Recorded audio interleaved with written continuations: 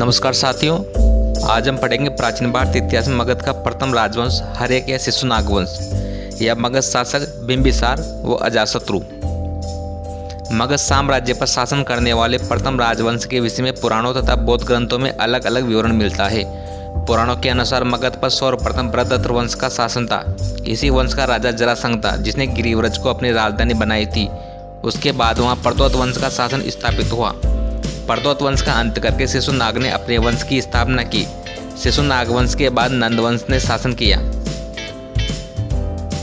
बिंबिसार मगध साम्राज्य की महत्ता का वास्तविक संस्थापक राजा बिंबिसार था, जो कि 544 ईसा पूर्व से 492 ईसा पूर्व तक शासक रहा। वह हर्यक कुल से संबंधित था। हर्यक कुल के लोग नागवंश के एक उपशाखा थे।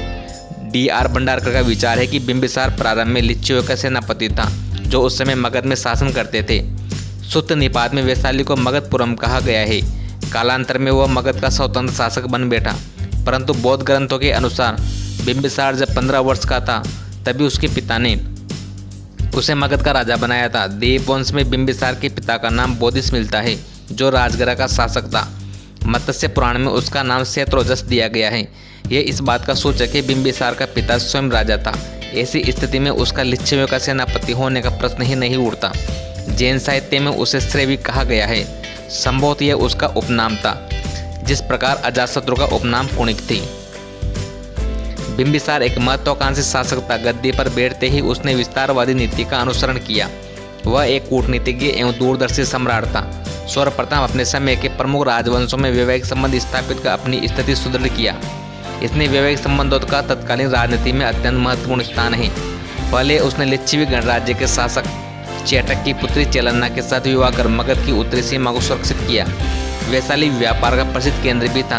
इसकी दक्षिण सीमा से होकर गंगा नदी बहती थी और इसके जरिए यह कुछ सीमा तक पूर्वी भारत के जलीय व्यापार को नियंत्रित किए हुए था। इस वैवाहिक संबंध ने परोक्ष रूप से मगध के आर्थिक विकास में भी योगदान दिया। विनय पिटक के अनुसार लिच्छवी लोग रात को मगध की राजधानी पर उत्तर की ओर से आक्रमण करके लूटपाट करते थे। इस वैवाहिक संबंध से वे शांत हो गए। दूसरा प्रमुख वैवाहिक संबंध कौशल राज्य में स्थापित हो उसने कौशल नरेश प्रसेनजित की बहन महाकौशला के साथ विवाह किया। इस विवाह के फलस्वरूप उसका न केवल कौशल नरेश के साथ मैत्री संबंध स्थापित हुआ, अपितु दहेज में उसे 1 लाख की वार्षिक आय का काशी का प्रांत एवं उसके कुछ भाग भी प्राप्त हुए। इस संबंध में उसने मद्र देश वत्स की ओर से मगध को सुरक्षित बना लिया, क्योंकि कौशल तथा वत्स परस्पर मिले हुए थे। इसके बाद उसने मद्र देश की राजकुमारी सेमा के साथ अपना विवाह कर मद्रों का सहयोग तथा समर्थन प्राप्त कर लिया। संभव है कि कुछ अन्य राजवंशों के साथ भी उसने वैवाहिक संबंध स्थापित किया हो, क्योंकि महावंश में उसकी 500 रानियों का उल्लेख हुआ है। अवंती के शक्तिशाली राजा प्रद्योत के साथ भी उसने मैत्री संबंध स्थापित किया। एक बार जब वो पांडु रोग से ग्रसित तब बिंबिसार ने अपने राजवीय जीवक को उसके इलाज के लिए भेजा। रोरुक यानी कि सिंध के राजा उदरायन तथा गांधार के पुक्कु साथी भी उसके मित्र थे। गांधार नरेश ने उनके पास एक दूत भेजा। इस प्रकार उसके कूटनीतिज्ञ तथा वैवाहिक संबंधों ने उसके द्वारा प्रारंभ की गई आक्रमण नीति में पर्याप्त सहायता प्रदान किया होगा। विवाहों तथा मैत्री संबंधों द्वारा अपनी आंतरिक स्थिति मजबूत कर लेने के बाद उसने अपना विजय कार्य प्रारंभ किया।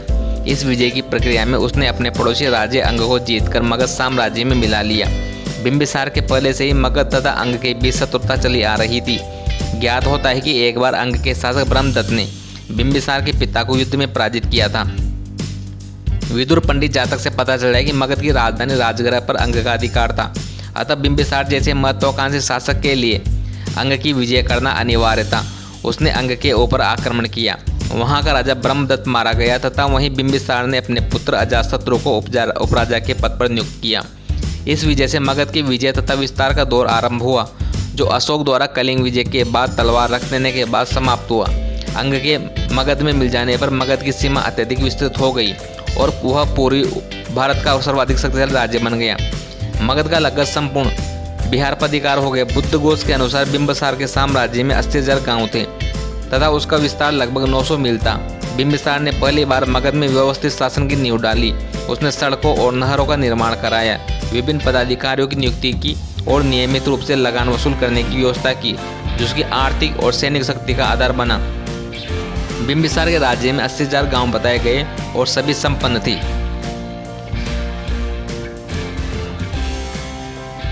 बिंबिसार एक महान एवं योग्य शासक था। गांव का शासन ग्राम सभाएं करती थी। उसने अपने साम्राज्य में एक संगठित एवं सुदृढ़ शासन व्यवस्था की नींव डाली। मगध शीघ्र ही एक समृद्धशाली राज्य बन गया। बिंबिसार शासन की विविध समस्याओं में व्यक्तिगत रुचि लेता था। महावंश जातक में कहा गया है कि उसकी राज्यसभा में 80,000 ग्रामों के प्रतिनिधि भाग लेते थे। उसकी राज्यसभा तथा ग्रामीणों के विकास कार्य के विषय में हमें ज्ञात नहीं है। बौद्ध साहित्य में उसके कुछ पदाधिकारियों के नाम इस प्रकार मिलते हैं: सब्बथतक महामात्य, व्यवहारिक महामात्य, सेना नायक महामात्य।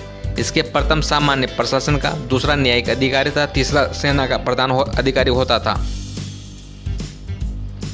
प्रांतों में राजकुमार वायसराय अर्थात उपराजा के पद पर नियुक्त किए जाते थे। बिंबिसार ने अपने पुत्र अजातशत्रु को चंपा का उपराजा बनाया था। वह अपने उत्तराधिकारियों तथा कर्मचारियों को उनके गुण दोषों के आधार पर पुरस्कृत अथवा दंडित किया करता था। वह एक निर्माता भी था और परंपरा के अनुसार उसने राजगृह नामक नवीन नगर की स्थापना करवाई थी। बिंबिसार महात्मा बुद्ध का मित्र एवं संरक्षक था। विनय पिटक से ज्ञात होता है कि बुद्ध से मिलने के बाद उसे बौद्ध धर्म ग्रहण कर लिया तथा वेलवन नामक उद्यान बुद्ध तथा संघ को निमित्त प्रदान कर दिया। किंतु वह जैन तथा ब्राह्मण धर्मों के प्रति भी सहिष्णु बना रहा। जैन ग्रंथ भी उसे अपने मत का पोषक मानते हैं। दीर्घ निकाय से पता चलता है कि बिंबिसार ने चंपा के प्रसिद्ध ब्राह्मण सोनदंड को वहां की संपूर्ण आमंदी दान में दे दी थी। अजातशत्रु। बिंबिसार के पश्चात उसका पुत्र कुणिक अथवा अजातशत्रु लगभग 452 से 460 ईसा पूर्व मगध का शासक हुआ।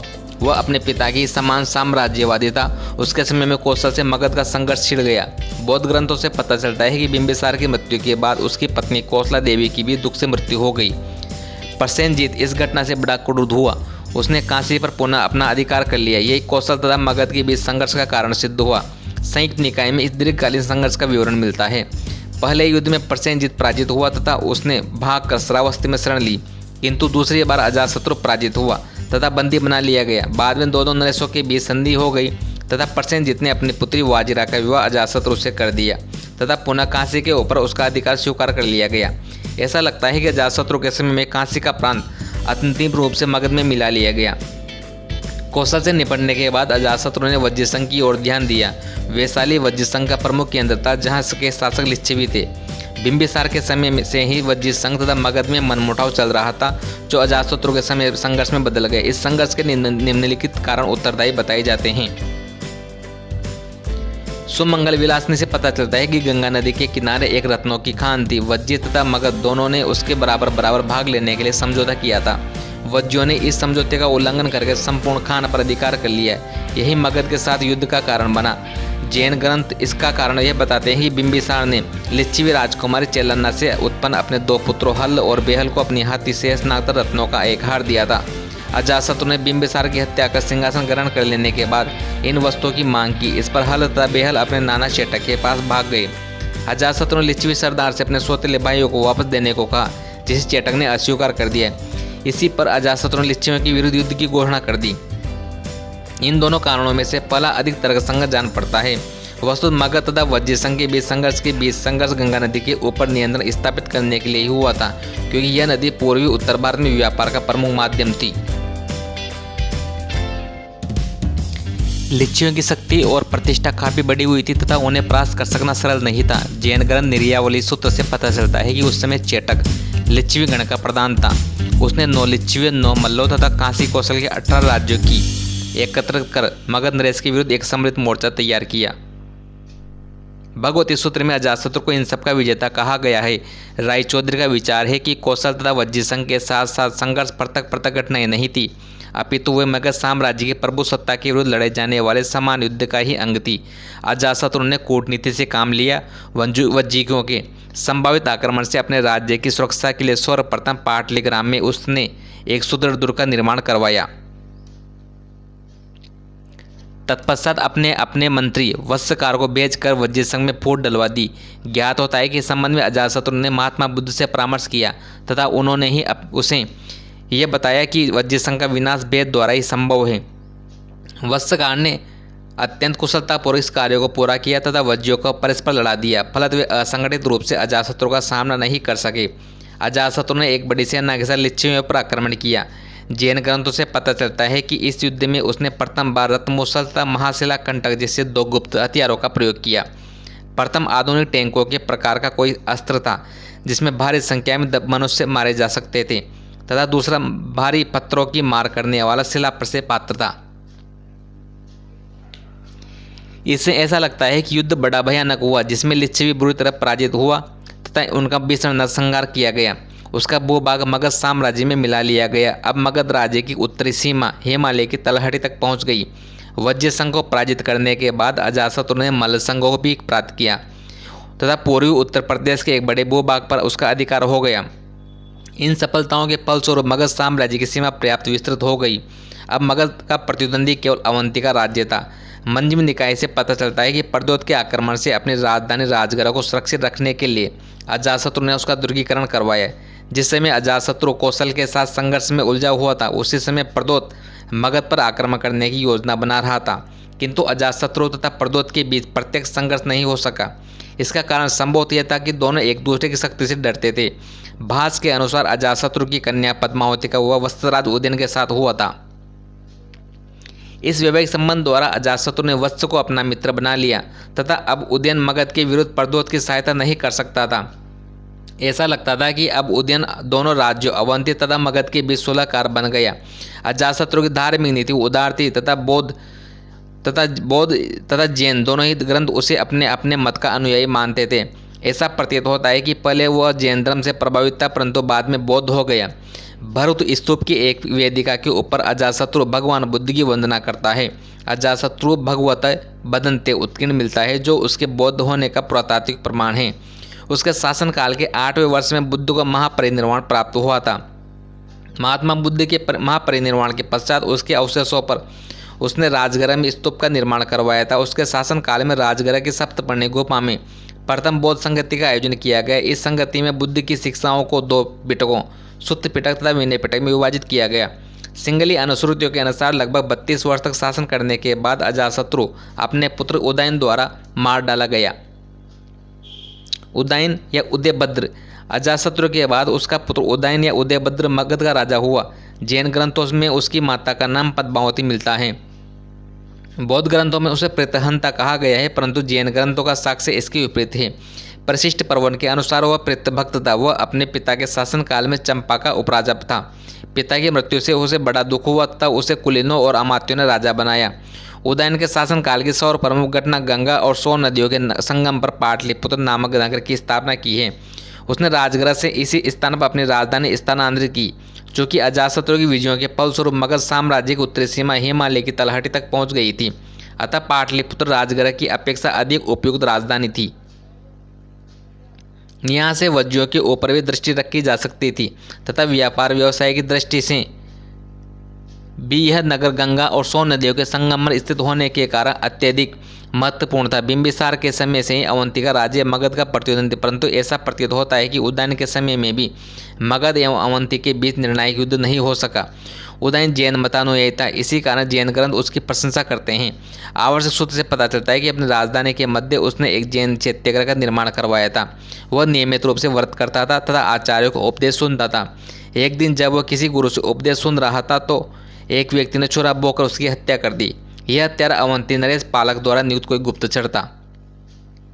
उदयन के उत्तराधिकारी तथा हर एक कुल का अंत। बौद्ध ग्रंथों में उदयन के 3 पुत्रों का उल्लेख है, अनिरुद्ध, मुंडक, नागदशक।